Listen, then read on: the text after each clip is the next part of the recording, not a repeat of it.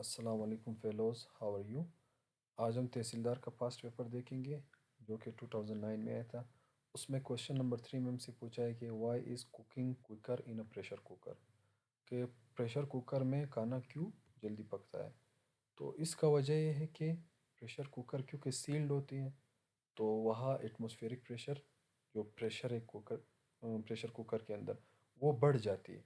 वो जब ज़्यादा होती है तो ऑटोमेटिकली हमारी बॉइलिंग पॉइंट बढ़ जाती है, जिसकी वजह से जो फूड है उसकी kinetic energy, average kinetic energy वो ज़्यादा होती है। उसकी वजह से खाना हमारे पास जल्दी पकता है। इसका मिसाल मैं ऐसे देता हूँ, जैसे हमें पता है कि सी लेवल पे एटमॉस्फेरिक प्रेशर ज़्यादा होती है। जैसे कराची है, कराची में 1013 मिलीमीटर ऑफ मरकरी वहाँ के एटमॉस्फेरिक प्रेशर है। एटमॉस्फेरिक प्रेशर बहुत ज़्यादा है, जिसकी वजह से बॉइलिंग पॉइंट वाटर की बढ़ जाती है, बॉइलिंग पॉइंट भी ज़्यादा होती है वहाँ। अगर वहाँ आप लोग कोई चीज़ चाय पकाएं तो चाय जो है वो लेट पकती है। क्यों? क्योंकि एटमॉस्फेरिक प्रेशर ज़्यादा है, उसकी वजह से बॉइलिंग पॉइंट भी वाटर की बढ़ जाती है।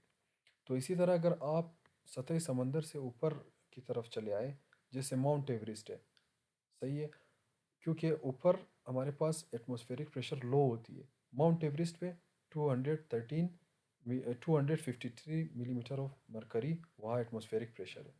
तो क्योंकि एटमॉस्फेरिक प्रेशर कम है, तो वहाँ पर वाटर की बॉइलिंग पॉइंट कम हो जाती है। सही है। तो आप अगर माउंट एवरेस्ट पे चाय पकाए तो वहाँ पे क्या होगा कि एटमॉस्फेरिक प्रेशर कम होने की वजह से बॉइलिंग पॉइंट कम हो जाएगी। तो आपकी जो चाय है, वो जल्दी पक पक जाएगी। सही है। तो इसी तरह बिल्कुल सेम फिनोमिना यहाँ पर है। अब जो क्योंकि हमने प्रेशर कुकर को सील किया है, सही, उसका ढकना बिल्कुल रख दिया है।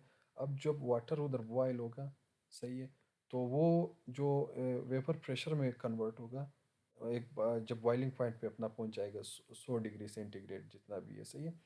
तो अब जो है क्योंकि वो एस्केप नहीं कर सकेगा, तो वो मज़ीद प्रेशर एक्सर्ट करेगा मॉलिक्यूल पे, सही है। जो भी चीज़ हम पका रहे फूड है हमारे पास, सही है, तो उसकी एवरेज काइनेटिक एनर्जी बढ़ जाएगी उस फूड की। और क्योंकि अब ये वेपर प्रेशर को स्केप होने नहीं दे रहे, सील्ड है हमारे जो प्रेशर कुकर, जिसकी वजह से ये क्या होगा कि हमारी बॉइलिंग पॉइंट अगर 100 पे पहले बॉयल होता था, तो अब 120 हो जाएगा, 150 हो जाएगा। इसी तरह बॉइलिंग पॉइंट हमारा ज़्यादा हो जाएगा, जिसकी वजह से हम जो फूड है वो जल्दी पक जाएगी। सही है।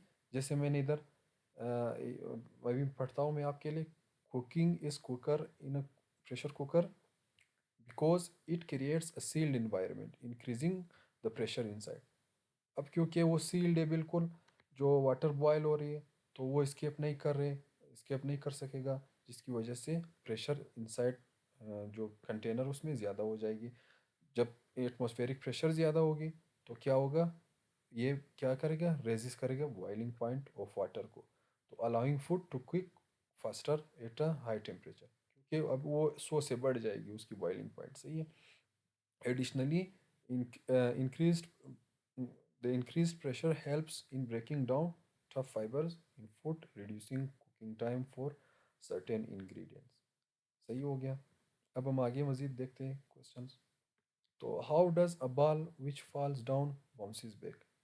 तो ये simple Newton third law of motion है। सही है। For every action there is an equal and opposite reaction. सही है। तो जैसे हम बॉल को ज़मीन पे मारते हैं, तो सही हमारा एक्शन हो गया। तो जैसे वो ज़मीन पे लग जाती है, तो ज़मीन एक ऑपोजिट फोर्स जो है, इक्वल ऑपोजिट फोर्स हमारी तरफ वापस लगा देते हैं, जिसकी वजह से बॉल वापस बाउंस करती है ऊपर की तरफ। सही है। जैसे मैंने इधर ये इसको पढ़ता हूँ, when a ball falls and bounces back it is due to the conservation of energy as the ball falls the potential energy converts to kinetic energy। जो potential energy है वो kinetic energy में convert होगा। upon hitting a surface the kinetic energy is transferred to the ball causing it to deform briefly। the material of the ball then exert a reactive force। देखो Newton third law of motion, reaction force लगाते हैं, and the ball returns to its original shape converting the stored energy back into kinetic energy propelling it forward. Some energy is lost as heat during this deformation, leading to a gradual decrease in bounce height over successive bounces. सही है। इसी तरह मज़ीद क्या कहें, कौन सा question पूछा है, वाई डू स्टार्स ट्विंकल। अब कहते हैं कि ये स्टार ट्विंकलिंग क्यों करते हैं आसमान पे। सही है।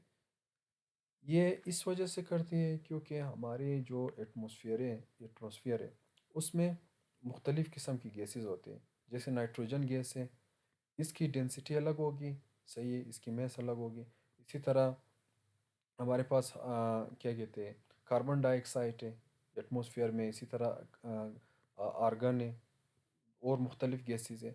क्योंकि इन गैसेस की मुख्तलिफ़ डेंसिटीज़ होती है, तो जिसकी वजह से इनकी मुख्तलिफ़ टेम्परेचर होती है। सही है। तो वो क्या करती है, जब ये स्टार की लाइट जो है ये इन मुख्तलिफ़ गैसेस की लेयर से गुजरते हैं, क्योंकि इनके डिफरेंट लेयर होते हैं और डिफरेंट मैसेज डिफरेंट डेंसिटीज़ होती है, तो ये रिफ्लेक्शन करती है। सही है। तो वो जब हम देखते हैं यहाँ से ज़मीन से, तो वो क्योंकि मुख्तलिफ एक एक लेयर से दूसरे लेयर की तरफ जब ट्रांसफ़र होती है, तो उसकी जो डेंसिटीज़ है उनमें डिफरेंस है। तो जिसकी वजह से वो हमें ट्विंकलिंग करता हुआ नज़र आता है। सही है। जैसे कल मैंने क्वेश्चन उधर ऊपर किया था कि स्टिक क्यों बेंट होती है जब हम वाटर में उसको हाफ डुबोते हैं। तो उसकी भी यही वजह थी कि जब लाइट आ जाती है हमारी तरफ, तो क्योंकि एयर की डेंसिटी डिफरेंस है और वाटर की डेंसिटी डिफरेंट है, तो due to different in densities, तो वो लाइट की स्पीड कम हो जाती है और वो हमें जो है ना एक एक एक मीडियम से दूसरे मीडियम, एक रियर मीडियम से डेंसर मीडियम की तरफ आ जाती है, जिसकी वजह से वो हमें क्या देखते हैं कि स्टिक बेंड हो गया है, रिफ्रैक्ट हो गया है। तो सेम टू सेम इधर भी क्योंकि डिफरेंट गैसेस हैं, तो ये डिफरेंट लेयर ऑफ गैसेस से गुजरते हैं, डिफरेंट डेंसिटीज़ हैं, तो ये क्या होती है कि हमें जो ये रिफ्लेक्ट करती है ये स्टार की लाइट, जिसकी वजह से वो हमें इससे नज़र आती है कि वो ट्विंकलिंग कर रहे हैं। सही है। तो यहाँ मैंने डिटेल भी लिखा है, आप पढ़ सकते हैं। इसी तरह वो कहते हैं कि question, why a petrol fire can not be extinguished by pouring water. कि हम जो क्या कहते हैं, पेट्रोल फायर पे जब हम वाटर डालते हैं वो क्यों नहीं बुझते। सही है। ये भी डेंसिटी का डिफरेंस है। सही है। क्योंकि पेट्रोल की डेंसिटी वाटर से कम होती है। सही है। जब हम वाटर डालते हैं तो क्या होती है, क्योंकि पेट्रोल की डेंसिटी कम होती है, तो पेट्रोल वाटर के सरफेस पे आ जाती है। वो बजाय कि आग को बुझा दे, मज़ीद आग को भड़काता है। सही। आग नहीं बुझती। सही। इससे pouring water on a petrol fire is ineffective and can be dangerous because water is denser than petrol and does not mix well with it। सही है, क्योंकि वाटर डेंसिटी इसकी ज़्यादा है। Instead of extinguishing the fire, water can cause the petrol to spread as it tends to float on the water's surface. Additionally, water can vaporize into steam when it comes into contact with the intense heat of the fire, potentially causing an explosion.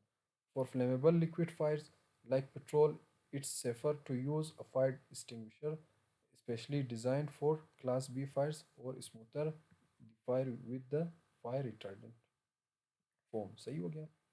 इसी तरह और question हमसे क्या कहते हैं कि why does not melt why does not the ice melt when salt is sprinkled over it। कि हम जब क्या कहते हैं आइस पे साल्ट छिड़कते हैं। सही है। वो क्यों मेल्ट नहीं होती। इसकी मेन वजह यह है कि इसकी फ्रीजिंग पॉइंट लो कर देती है ये आइस। अगर वाटर की फ्रीजिंग पॉइंट क्या है, 0 डिग्री सेंटीग्रेड। जब हम इस पे आइस फेंकते साल्ट फेंकते, सॉरी, जब हम साल्ट फेंकते हैं आइस पे, तो ये क्या करते हैं, 0 डिग्री सेंटीग्रेड से ये इसकी जो फ्रीजिंग पॉइंट ये लो हो जाती है, माइनस पे चली जाती है, -1 -2 इवन -14 तक इसको ले जाती है। जिसकी वजह से क्या होती है कि आइस मेल्ट नहीं होते। आप खुद घर में एक्सपेरिमेंट कर सकते हैं कि आप पहले टेम्परेचर चेक करें आइस की, वो 0 डिग्री सेल्सियस होंगे, 0 1 या -1 होंगे। आप जब उसमें नमक छिड़काएंगे तो वो क्या होगा, -14 -15 डिग्री सेल्सियस तक चला जाएगा फ्रीजिंग पॉइंट किसकी, आइस की। क्योंकि ये जब आप नमक डालते हैं तो ये लोअर करते हैं फ्रीजिंग पॉइंट इसकी आइस की। सही। तो मैंने यहाँ क्या कहा है कि salt louvers salt lowers the freezing point of water through a process called freezing point depression. इसको हम freezing point depression कहते हैं. When you sprinkle salt on ice, it mixes with the thin layer of water on the ice surface. This salt water mixture has a lower freezing point than pure water. ये pure water से इसकी freezing point लो होती है. Pure water 0 degree पे होती है, ये -1 -2 and so on वहाँ तक चली जाती है.